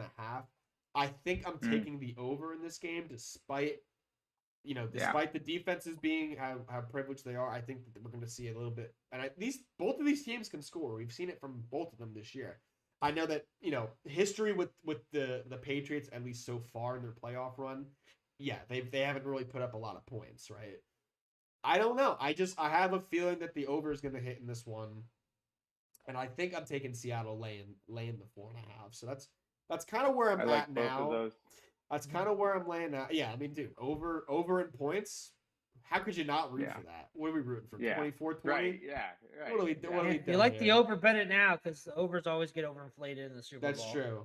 Yeah. I think if you want to bet this smart, you might take the first half under, just to see it, right? I could see it going one of two ways, right? There's a lot of points early on, they settle in, or there's not a lot of points early on, then they break out a little bit. I'm still kind of up in the air as to which is going to happen first. I kind of have to. I don't know. I mean, see, the thing is, I'm actually tending to lean first half over because I feel like the Seahawks kind of get out to that start and then they kind of settle in, whereas the Patriots are kind of like go, go, go, go, go, right? And they're just, I don't know. I feel like they kind of play that way as well. So I'd have to do a little bit more research. Obviously, we have some time before I give concrete picks and before we give our concrete picks, but that's kind of where I'm at right now. I don't know. What else? What else do you guys are thinking going to be the keys to this game? What are we thinking? I mean, I'm gonna save a lot of my commentary for next week after I do a little more insight. Yeah, that's into fine. both Just initial teams. thoughts. Initial thoughts. My initial thoughts are my brain and my logical side is telling me Seattle, and it's no question Seattle minus 4.5 the whole way. But there's something in my gut, something in my heart, maybe deep down inside that's like the Pats got this. So we'll see what happens. Yeah, that's the terrifying part about it. Both, I don't know. Man. Both got also, I like the under. I don't like the over. You like the under until then. Interesting. I like the under. Interesting.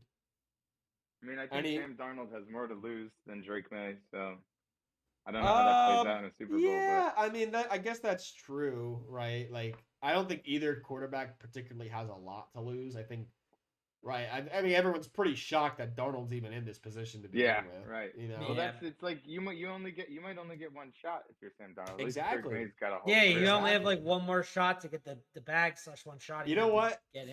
Thinking about this, I'll tell you who the biggest loser of this whole ordeal is Geno Smith. Oh my God! You leave the Seahawks. DK Metcalf. Oh yeah, but they don't care about that. I mean, that's such a rear view. Metcalf is that's such a rear view thing. Think about Geno. Think about Geno. You literally leave. Your team immediately goes to the Super Bowl, and then the team you go to has the #1 overall pick next year. yeah. So, well, if you're Geno Smith, you got to be like, was I the problem? Was I? And then everybody else in the room's like, maybe, you were. Maybe. Yeah, you are. We know you were the problem. This is probably, I think, now that I'm thinking about this is a Jets fan's worst nightmare, isn't it? It's Sam Darnold on the cusp of a Super Bowl, and the New England Patriots. And if he doesn't win it, then it's New England. Like, it is Jets' worst case scenario. Oh my gosh. Yeah.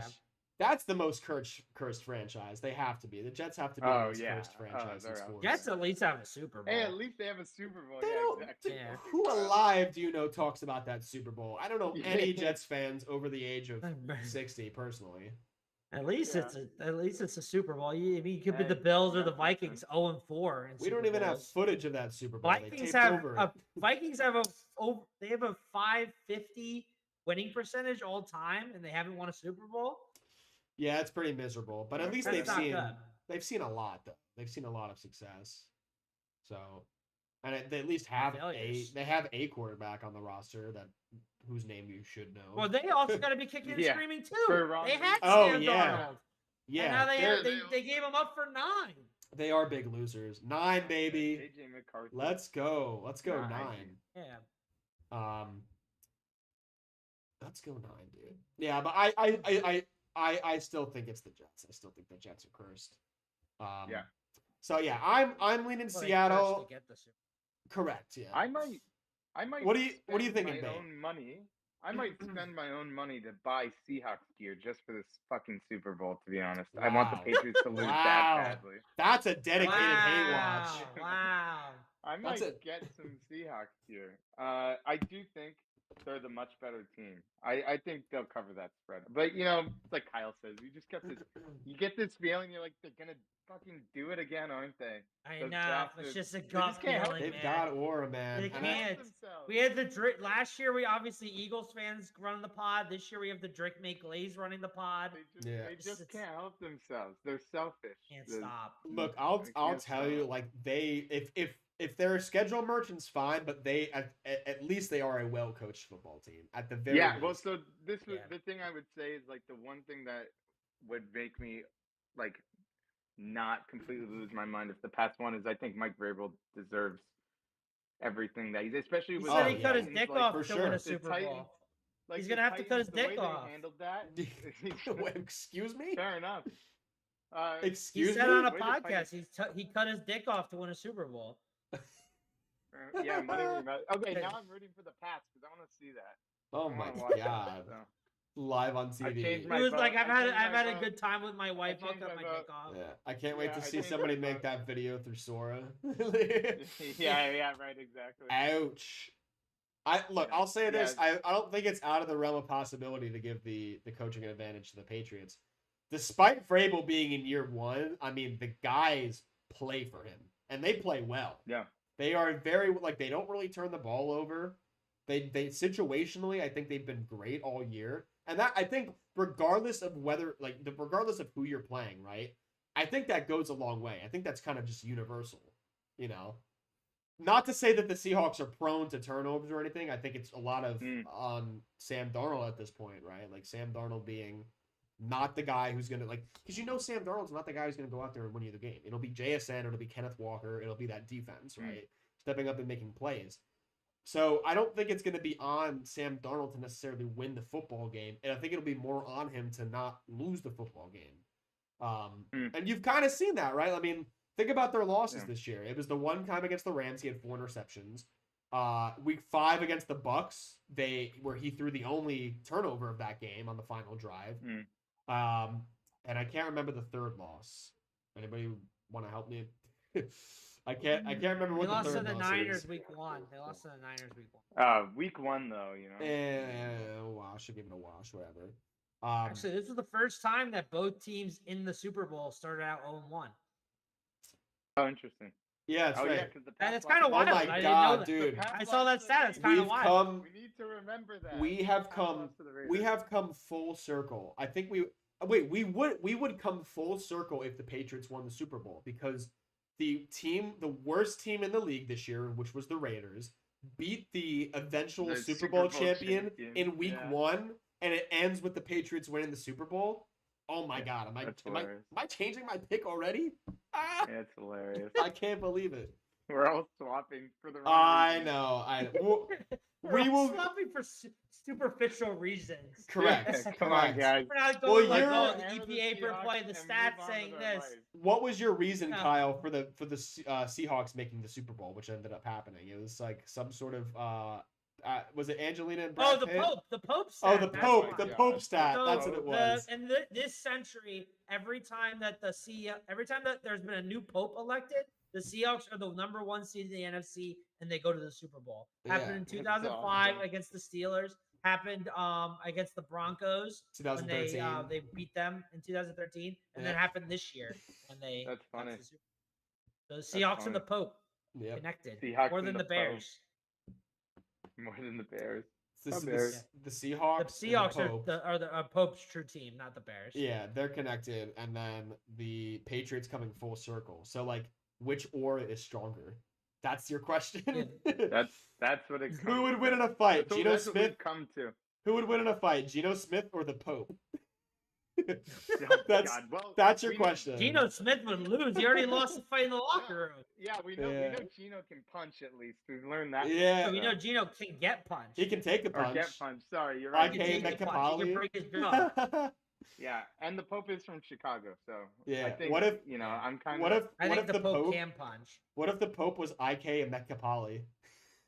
It's gonna come. It's the guy who punched Geno on the Jets. Yeah. So it's gonna be the Pope by unanimous decision because all the voters are Catholics. Yeah, sure. So I think Geno will last 12 rounds, but Pope by unanimous decision, I think. Okay. As long as they don't come to 4.5, I'll sign up. I think the past 7 or 8, or past 5 or 6, 7, 8, I don't know, past a lot matchups between the Patriots and the Seahawks have come down to a 4th and goal stop or a 4th quarter comeback drive. Oh my God, they need to right that wrong, man. We might be in. I think the past 7 or 8 New England. It's gonna be a good game. I think it'll be a good game. I don't. There are rumblings about Seahawks by 1 million. I kind of said that as a joke, right when the after the conclusion of the games, because I was upset that we didn't get a good AFC Championship game on paper. Yeah. But I don't Pretty think sure it'll. you texted me, Matt. Seattle's gonna win. Seattle. I wins the said Super Bowl. Seabirds by 1,000,000. I'm pretty sure in one of our chats, but I was like, no, I'm not committing to that. I was just kind of like, gut reaction. I mean, I see it though. I don't think it's a blowout. I think if there was one team that was going to blow out the other team, I think it would be Seattle blowing out the Patriots. But I don't think it's going to happen. I think we're in for. I think we're in. I hope for it's a good game. I'm inclined to agree. All right, let's transition to wrapping this up. We've got one more thing.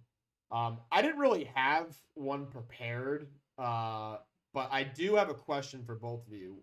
Obviously, and I don't want your answers because Kyle's your answer is obviously going to be last year or 2018. But what is the most memorable Super Bowl you guys can remember watching? Like either with your friends or like crazy moment that happened. What's the most? Well, we memorable... did watch 52 together. What? Good question. Yeah, I was saying me and Tom's watched 52 together. Yeah. Oh, okay. I was gonna say I probably have two that stick in my head, and it's the Seahawks, the first Seahawks Pats one, because my dad's a big Pats fan, so I remember that well watching that game. And then the Falcons Pats one, I made a bet with Aaron. Yeah. And we swapped teams halfway through the game, and I ended up winning.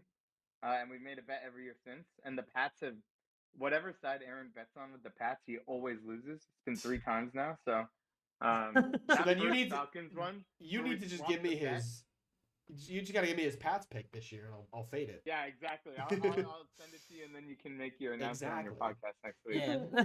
Aaron and I are gonna start it out tomorrow. So there you go. I'll let you know because we're both of us are like, well, we both want the Seahawks, so we're gonna have to figure it out.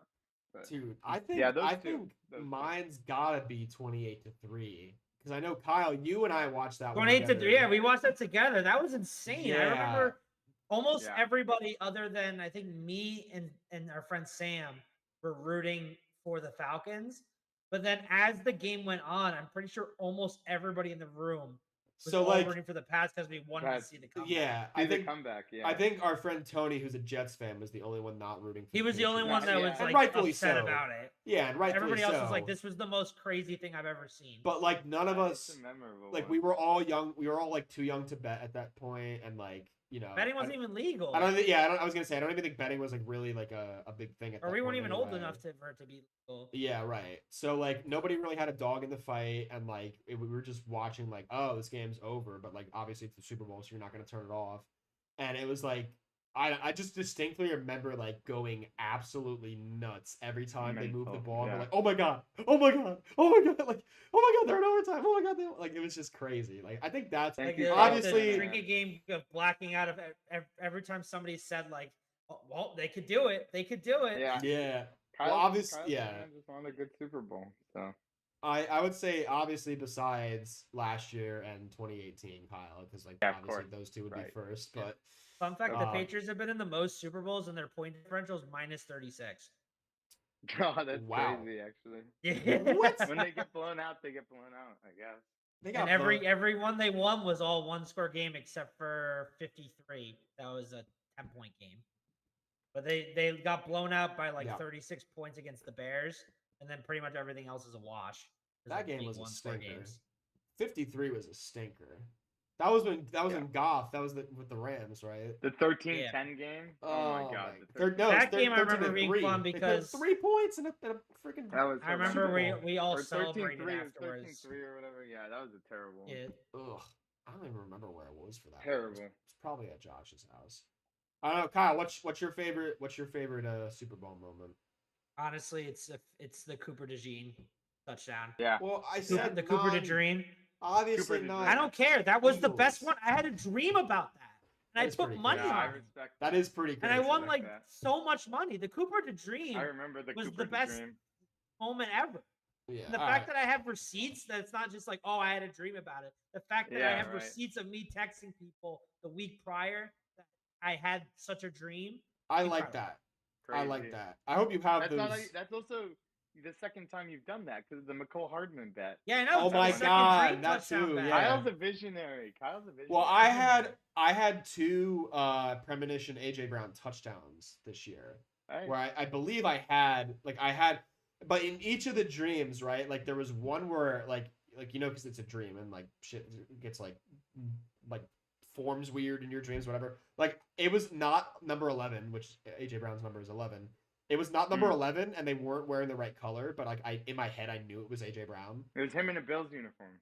No, it was definitely in an Eagles uniform. But he scored in that one, and then I bet it again where I had another dream where they were wearing the right jersey this time, but it wasn't him. But I was like, it has to be AJ Brown, so I bet it anyway, and it hit. Thankfully, it hit.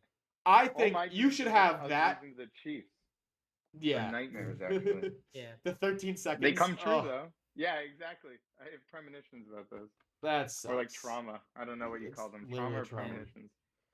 The Cooper to Dream, man. That was. You should have that, and I hope you have the. I hope you have this text and like the ticket screenshotted, and you have it in its own like album because that's what it deserves. Yeah, right. I have it. Yeah, I definitely have everything screenshot. I just remember like the people I texted about it all texted me immediately after the fact. Yeah. They were like, "How did you call that?" Ow. And I was like, "I don't know, just crazy." All right, first career interception. Bate, what is your one more thing? My one more thing is I don't know if we can pull up the images. Oh, that's right. You know what? I know you guys have like a public relations. You're doing a podcast. I just wanted to bring to light some images I found of Kyle Brady. I would love if you described them. I think that would be 10 times more hilarious than actually showing them. Let me look at the first one. The first one's obviously concerning. It's very topical recently. It's a photo of Trump and Jeffrey Epstein, as well as Kyle Brady. I guess Kyle was at a party with them. I don't know what the situation was. I don't know a lot of context to these images. I assume a few things based on them. And it looks like Kyle's having a great time too. There it is. Yeah, Kyle's got the beard helmet on. Oh no, man, it could be AI. Yeah, not AI. I've never been to the island. Never been to the islands. Okay. Well, that wasn't. If I have, it was just to fish. I was just fishing. The second one is concerning just because of the political implications, but it's Kyle at the January 6th insurrection. Looks again very celebratory in this one, Kyle. Bring it closer. We can see how happy you are in that photo. This one is happy. This one is very so concerning. This one is great, man. I can't believe I got it. I can't believe I was wearing it. It looks so like you look a little short, but it looks so natural. Yeah. Like... And then the last one, which I think might be the most what's the word? I did this for Dave. I did this for my future father-in-law. And it's just wrong in a lot of ways. You're wearing the blue. You're with Eli Manning. You call yourself an Eagles fan. Oh my God! That was just a piece. It was a piece. My father and brother-in-law, future brother-in-law. You're just that's all that was. A good kid. Babe, fair I enough. gotta tell you, babe, this is by far good, great son-in-law, good future son-in-law. This is by far the best one more thing we've had all year. And look, if not the best, definitely the most unique. if anyone needs more, I think Congress is voting on releasing more documents and the Brady files. Yeah, the KB files. Yeah. Oh no. So the KBT's files. I just wanted to bring it to light, Matt, so you're aware and aware. That's for damage control. That makes sense because that's why the KBTs was so bad this year because half the pics were redacted. Exactly. Oh my God. You hate to see that. You hate to see that. I'm just happy it's finally out. Yeah, it's out in the open. Down a lot. Kyle, I don't think any different of you, Kyle. You're still my boy. Yeah, that's good. I stand. #stand with Kyle. You stand proud. Kyle. Yeah. We're gonna get an apology tweet after this. I hope. Yeah, we're gonna apology tweet. We're gonna see on X. #not my co-host. Yeah, exactly. All right, Kyle. What's your one more thing?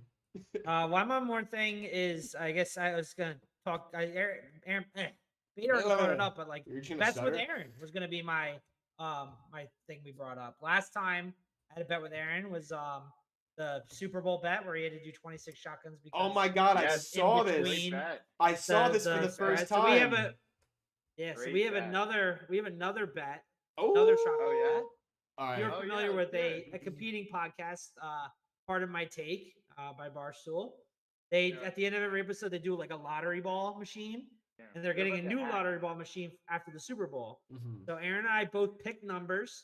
My number is 44. His number is 92. And once that number is called, the countdown starts. And every month from when the first person's number is drawn to the second person's number is equal to a shotgun. Oh my so god! It could go on for years. Who knows? Yeah, that's What? awesome though. Yeah. Good luck. That's to you, soldier. crazy. Good luck. Godspeed. But I So, feel like hypothetically, based on the longest drought there was of somebody picking a number, which was like I think 900 days. oh my If god, you divide that That's insane. by 365, then times that by 12, that's like 30 shotguns potentially. That's insane. wow. We'll see what happens. Is it like? And 1 but to the 100? catch is too is like it starts like when the other person texts. So like if you like miss an episode or like you're falling behind and you like miss it, then like you could be missing out on potential time to get them, you know. But that's I really so- have to pee, guys. I desperately need. We're to pee gonna right now. wrap it up. We're gonna wrap it up. But like, explain to me this. So wait, they pull numbers from? Is it just 1 through 100? That's 1 through 100 Oh, lottery. he's ball going. machine. Bate's going. He's We'll going. wait. We'll wait to wrap up, Bate. Don't worry. So wait, they just pull numbers? They have They have an actual lottery ball machine with number 1 through 100. And Oh, dude, they, you're gonna be there they pull the forever. ball out. Did numbers stay out after they pull them? No, they pull out one number at the end of every episode. Oh, you're screwed. This is gonna go on. They do 3 episodes a indefinitely. week. It's gonna go on Well, forever. we'll see. Oh my We'll see goodness. what happens. Oh my god. This is gonna go Sometimes on. they pull more than one number. We'll see. Oh, okay. All right.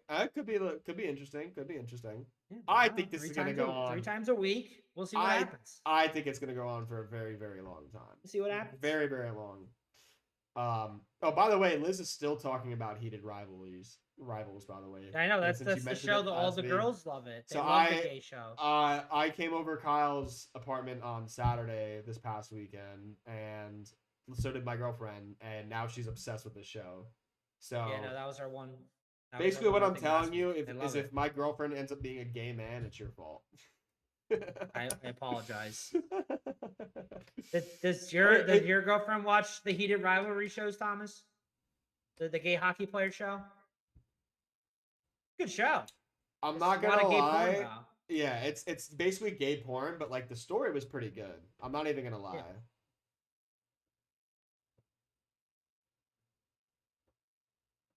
I wouldn't say that. HBO's had like, dude, Sopranos, Entourage, Game of Thrones, like, yeah, HBO is famous for showing Just, tits. like, it doesn't show the dicks, but like it's a pretty There was a graphic. dick at one point. Yeah. Well, this was Kyle's one more It thing always last turns. week. This was my one more thing last week that my fiance got obsessed with the heated rivalry show. And now my girlfriend. She's is as watched it at well. least 3 times. Yeah, we do. We came over. The boys and I played cards for 5 hours, and the girls watched Heated Rivalries or What'd Heated you say? Rivals. And then periodically between Sam's card telling me games. to stop talking about it. It's like, keep it out of your mouth. Yeah. Oh my gosh. All right. Well, that'll wrap it up for us. Bate, you've been a great guest on the show. Thank you again for joining. Of Thank course, you for joining. anytime. You've been a phenomenal guest.